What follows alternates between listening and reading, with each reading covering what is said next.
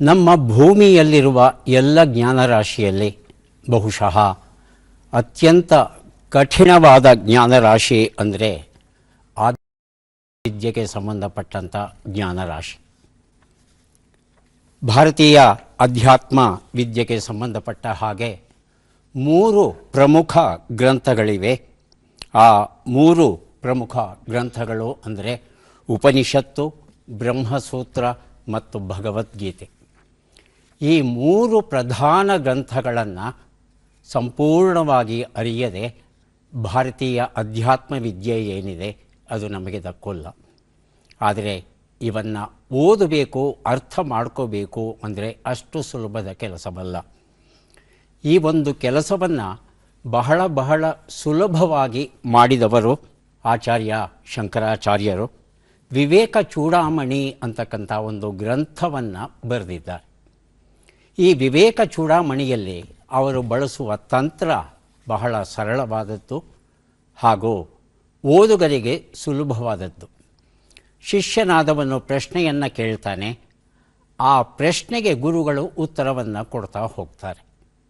ಹೀಗೆ ಈ ಒಂದು ಪುಸ್ತಕದಲ್ಲಿ ಅಧ್ಯಾತ್ಮ ವಿದ್ಯೆಗೆ ಸಂಬಂಧಪಟ್ಟಂಥ ಒಟ್ಟು 77 ಅಂಶಗಳನ್ನು ಪ್ರಶ್ನೆಗಳ ರೂಪದಲ್ಲಿ ಕೇಳಿಸಿ ಅದಕ್ಕೆ ಉತ್ತರವನ್ನು ಕೊಡ್ತಾ ಹೋಗ್ತಾರೆ. ಅಲ್ಲಲ್ಲಿ ಶ್ಲೋಕಗಳನ್ನು ಹೇಳ್ತಾ ಹೋಗ್ತಾರೆ.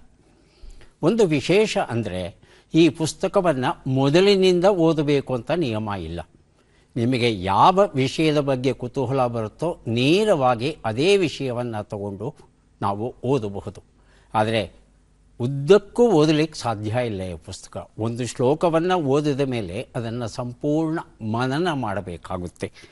ಸಂಸ್ಕೃತದಲ್ಲಿ ಇದ್ದಂತಹ ಈ ಒಂದು ಗ್ರಂಥವನ್ನು ಮೊದಲು ಇಂಗ್ಲೀಷಿಗೆ ಭಾಷಣ ರೂಪದಲ್ಲಿ ಚಿನ್ಮಯಾನಂದ ಅವರು ನೀಡ್ತಾರೆ.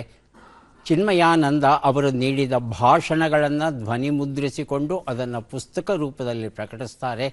ಅದರ ಕನ್ನಡ ಅನುವಾದ ಈಗ ನಮಗೆ ದೊರೀತಾ ಇದೆ. ಈ ಸೊಗಸಾದ ಕನ್ನಡ ಅನುವಾದವನ್ನು ಮಾಡಿದ್ದಾರೆ CL ಪುರುಷೋತ್ತಮರಾವ್ ಮತ್ತು VS ವಿಶ್ವನಾಥರಾವ್. ಹಾಗಾಗಿ ಕನ್ನಡಕ್ಕೆ ಸ್ವಲ್ಪ ಅಪರೂಪವಾಗಿರ್ತಕ್ಕಂಥ ಈ ಒಂದು ವಿಚಾರವನ್ನು ಸಾಧ್ಯವಾದಷ್ಟು ಸರಳವಾಗಿ ಅನುವಾದವಾದರೂ ಸಹ ಮೂಲ ಕನ್ನಡ ಜಾಯಮಾನ ಏನಿದೆ ಅದನ್ನು ಉಳಿಸಿಕೊಂಡು ಬರೆದಿದ್ದಾರೆ. ಹಾಗಾಗಿ ಅವರನ್ನು ಅಭಿನಂದಿಸಬೇಕಾಗುತ್ತೆ. ಕನ್ನಡ ಅಧ್ಯಾತ್ಮ ಸಾಹಿತ್ಯಕ್ಕೆ ಒಂದು ಉತ್ತಮ ಕೊಡುಗೆ ವಿವೇಕ ಚೂಡಾಮಣಿ.